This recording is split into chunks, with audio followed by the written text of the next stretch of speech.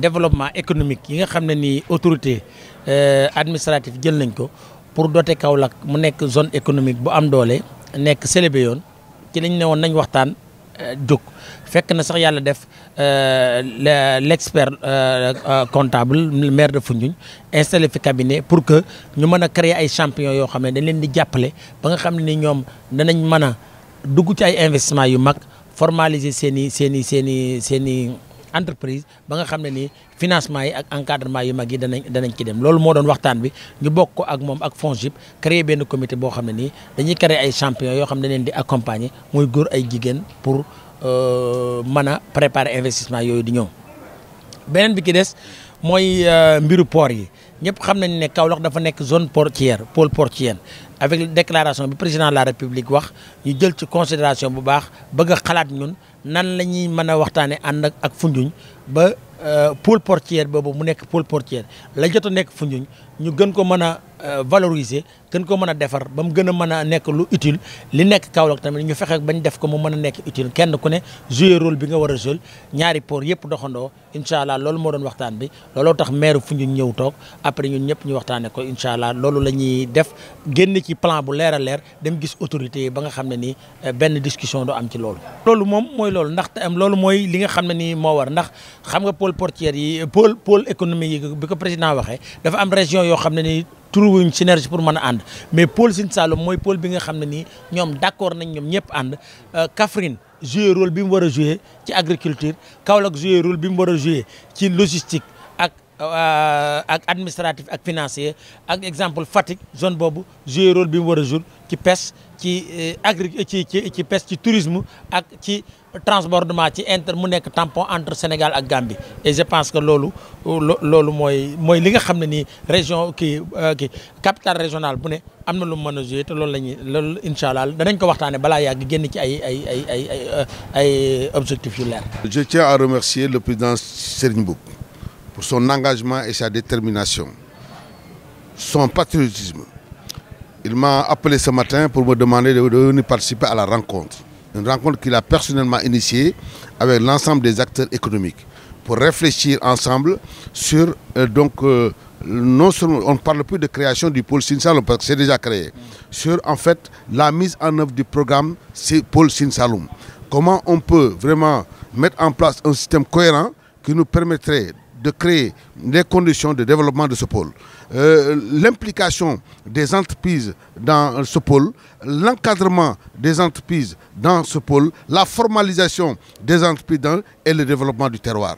Donc c'est ça qu'il a initié ce matin. C'est pour moi un plaisir d'être là. Je suis là à deux titres. D'abord parce que je suis maire d'une commune. Donc collectivité territoriale du pôle Sine Saloum.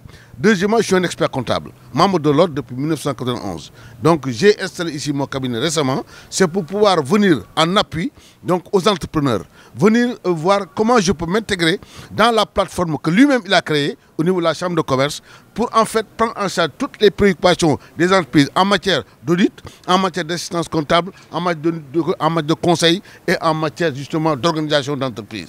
Donc nous sommes prêts à nous impliquer dans son système. Donc voilà les raisons pour lesquelles nous sommes là. Le deuxième point, c'est nous avons aujourd'hui, le président de la République est conscient que le pôle Sine Saloum dispose d'une possibilité justement de développement en termes maritimes. Nous avons deux ports importants, le port de Foundiougne et le port de Kaolack. L'un ne peut pas aller sans l'autre. Les bateaux que le président a achetés, qui sont là pour draguer le fleuve, c'est pour permettre d'avoir au moins un terrain d'eau de 10 à 16 mètres. Ça permettrait au port de Foundiougne comme au port de Kaolack de se développer ensemble. Parce qu'aujourd'hui, ces deux ports doivent capter toutes les potentialités qui existent et qui proviennent de la Gambie, du Mali, de toute la sous-région.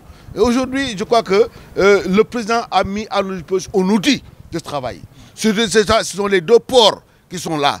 Ces deux ports pourront être des ports importants qui pourront réaliser toutes les activités maritimes. Aussi bien le transport de voyage, le transport maritime, marchandises, etc., hydrocarbures, tout ça c'est possible, à condition qu'il y ait une volonté commune.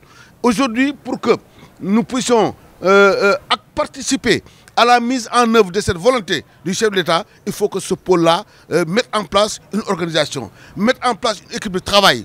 Il faut qu'il y ait la solidarité entre, dans le pôle Sine Saloum.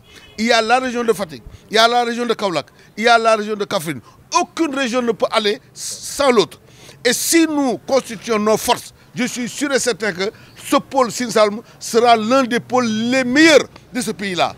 Parce qu'aujourd'hui, nous avons de toutes les potentialités. Nous avons le pétrole à Sangomar. Mais ce pétrole profitera à qui?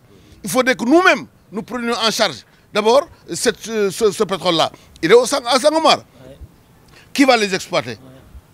Une fois que c'est exploité, ça va où? Hein?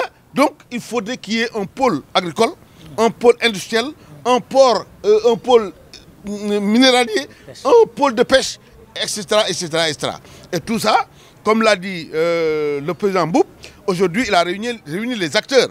Les acteurs ont compris, ont mis en place une équipe qui va nous préparer les thèmes de référence, les cahiers de charges, les points sur lesquels nous devons ensemble réfléchir et mettre en place ce qu'on appelle un document de planification, hein, et un document que nous allons utiliser pour le développement. Et il y aura d'autres étapes au cours desquelles nous inviterons d'autres partenaires. Et je pense que, comme on l'a dit tout à l'heure, cette première réunion est une réunion aujourd'hui en partie. Mais le pôle Sine Saloum est très grand. Il faudrait que la chambre de commerce, la chambre de métiers, les chambres de commerce et de métiers des deux régions ou du pôle se réunissent. Les acteurs économiques se réunissent dans le cadre d'un atelier initié par le président. Moi, je vous dis, monsieur le président, vous avez carte blanche. Vous êtes un homme expérimenté. Vous êtes un homme généreux. Vous êtes vraiment un homme compétent sur qui nous pouvons compter. Sachez que moi, je suis derrière vous. En ma qualité d'expert comptable, je suis à côté de vous. Il n'est plus question que des entreprises soient là et qu'on fasse appel à donc des marchés à des entreprises étrangères. Il faut être patriote, nationaliste. Moi, je suis de ce genre-là. Aujourd'hui, je ne peux pas concevoir qu'il y ait des experts comptables compétents, etc., qu'on fasse appel à des experts français, ou bien qu'on fasse un groupement entre un expert comptable sénégalais et un expert français parce qu'il y a le nom. Hein? Moi, je dis, je suis Babacar Diamé.